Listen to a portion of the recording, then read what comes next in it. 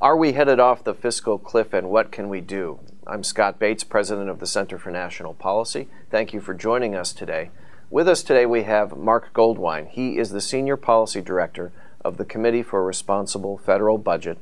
And Marc has a really interesting career in the last couple of years. If anybody knows about the Simpson-Bowles Commission, the Super Committee, it is this man to my right here today. Marc was Associate Director of the National Commission on Fiscal Responsibility and Reform.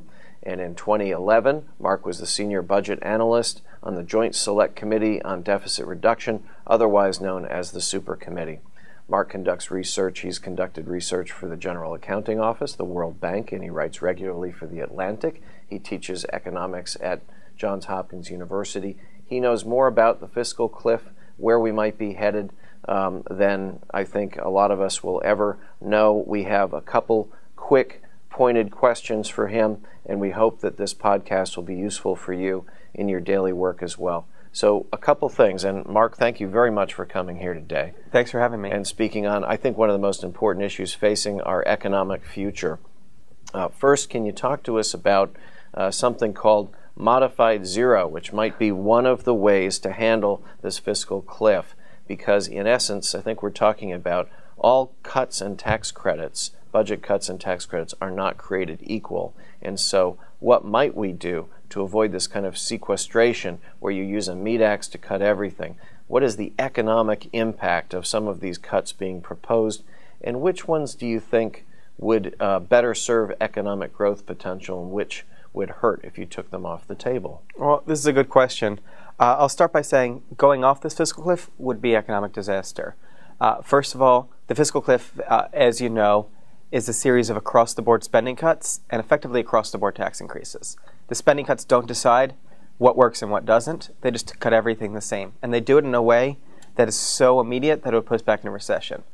On top of that, there's these massive tax increases, which first of all take money out of people's pockets, which they could be using to spend today. But second of all, they raise tax rates. And so over the long run, actually are going to discourage people to work and invest. I think one partial way out of this fiscal cliff is, on the tax side, to replace these tax rate increases with a reform to the tax code. And that reform should still generate more revenue than we're raising today, because to get out of our debt, we need revenue. But it can do it in a way that goes after a lot of the deductions, credits, exclusions that aren't really very high value and are very regressive. Use some of the money for deficit reduction, and use a lot of the money to actually reduce rather than increase tax rates. Let's talk about one or two of the deductions that might not really aid economic growth so well, and it comes at a high expense. What are some of those deductions? A big one we don't think about is the employer health exclusion. Right now, if your employer gives you $1 of cash, you pay taxes on that. But if your employer gives you $1 through health insurance, you pay nothing. That leads to higher health care costs. It's regressive because wealthier people have more generous health care plans. And it's really not consistent with principles of fairness. If we pare that back, there's room for both rate reduction and deficit reduction. I'd like to talk about two more issues in particular. One is about income inequality in the United States, but the other is defense spending. And right now we're looking at a sequestration, which would be a meat axe cut to defense across the board. I'm not sure anybody in Washington actually knows what that might do. Maybe you have a pretty good clue about that. So what might that look like, and how can we avoid such a fate? Well, I think, again, this fiscal cliff would be devastating. It would be a 10% immediate cut to the Defense Department in over a 9-month truncated period. So imagine you were making $33,000 a year, and then 9 months in the year you said, by the way, that's only going to be $30,000. But you can't reallocate anything. So you have to spend the exact same portion of your budget on movies, the exact same portion on transportation, the exact same portion on groceries. That doesn't make any sense. Nobody would budget that way. And to ask the biggest national security entity in the entire world to budget that way is crazy and could put us at risk. In the midst of a war as well. Exactly. What about income inequality? What tools might decision makers look at? Because right now nothing is going to get accomplished until the election is over. Then there's a very narrow window of time during the lame duck session of Congress to fix this and avoid this kind of fiscal fate. How can we address the income inequality in the United States? What kind of combination of deductions or or credits adjustment could we look forward to? Well, I think it's a good question. On the Fiscal Commission, we proposed serious deficit reduction, including going after entitlement programs.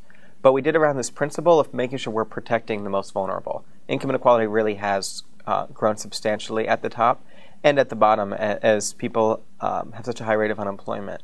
But we can make the tax code a lot more progressive. Many of these deductions and exclusions I talked to you about go mostly to higher earners, and by paring them back, there's room on the tax side.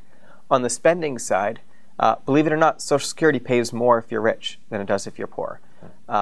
We won't necessarily reverse that, but we can start to flatten the benefit and make things a little more even, help people on the low end, and ask for more from people on the high end. If we're looking for a stimulative effect to the economy, doesn't it make sense to put the money in the hands of the people that have to spend it right away than people that might put it away for a rainy day and not get it pumped into the economy? So addressing income inequality, would you say, is the right thing to do morally, but it's also the smart thing to do economically at a time of low growth?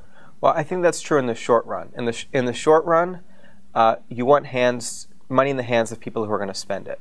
Over the long run, it's almost the opposite. You want to encourage people to save and invest. I think that there's actually room. The tax code is such a mess, there's room to do both. Thank you very much for joining us today to talk to the person in Washington that probably knows more about the fiscal cliff than almost anybody else. Marc, thank you very much. I hope that they hole you up on Capitol Hill in the months ahead to get to a resolution of this issue. Well, thank you. Thanks for coming today.